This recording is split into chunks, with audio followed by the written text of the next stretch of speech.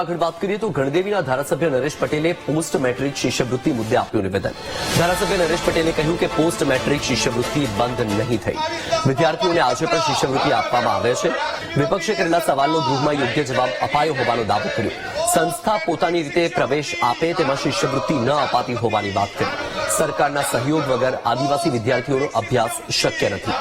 સરકારી કોટામાં કોઈ પણ વિદ્યાર્થી સાથે અન્યાય નથી થયો।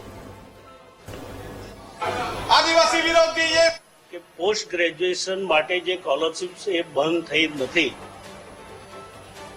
ભારત સરકાર દ્વારા પુરસ્કૃત યોજના દ્વારા અપાતી આ પોસ્ટ ગ્રેજ્યુએશન વિદ્યાર્થીઓ માટે જે સ્કોલરશિપ અપાઈ છે એ આજની તારીખે પણ અપાઈ છે। ફક્ત જે ચેતર વસાવાજીએ જે આ વિધાનસભાની અંદર જે પ્રશ્નો ઉપસ્થિત કર્યો છે એ મને લાગે ત્યાં સુધી મંત્રીશ્રીએ પણ ખૂબ સારો જવાબ આપ્યો છે, પણ તેમ છતાં એમને સંતોષ થયો નથી એ એમનો વિષય છે।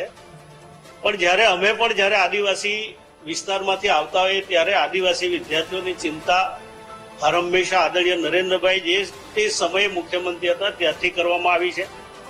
ખાસ કરીને સરકારનો એમણે તો આભાર માનવો જોઈએ કે પૂરા દેશની અંદર જ્યારે કન્યાઓ માટે તો આપણે પૂરેપૂરું ફ્રી કરી દીધું છે, એમાં આપણે આવક મર્યાદા પણ જોતા નથી।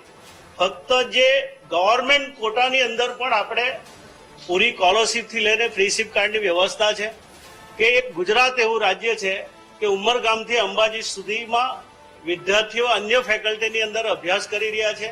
આજે જ્યારે ઉચ્ચ શિક્ષણની અંદર મેડિકલ હોય કે એન્જિનિયરિંગ હોય કે અન્ય ફેકલ્ટી હોય પણ બધા જ ફેકલ્ટીઓમાં જ્યારે આજે વિદ્યાર્થીઓ ખૂબ સારી રીતે ભણીને 100% સાક્ષરતા તરફ જ્યારે આદિવાસી સમાજની દીકરી હોય કે દીકરાઓ જ્યારે એ શિક્ષણ મેળવી રહ્યા હોય ત્યારે જો સરકારનો સહકાર નહીં હોય અથવા એમનો સહયોગ નહીં હોય તો આ શક્ય જ નથી।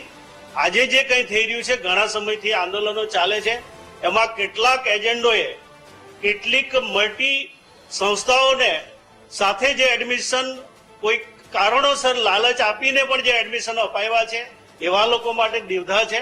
બાકી તો ગવર્મેન્ટ કોટાની અંદર કોઈ પણ છોકરાને અન્યાય થયો નથી, દીકરીઓ માટે કોઈ અન્યાય થયો જ નથી। પણ જે મેનેજમેન્ટ કોટાની અંદર જે પ્રશ્નો છે એ ચોક્કસ રીતે સરકાર ના પાડે છે એટલા માટે કે જે આ જે વચેટિયાઓને જે આદત બની છે એ હંમેશા દૂર થવી જોઈએ।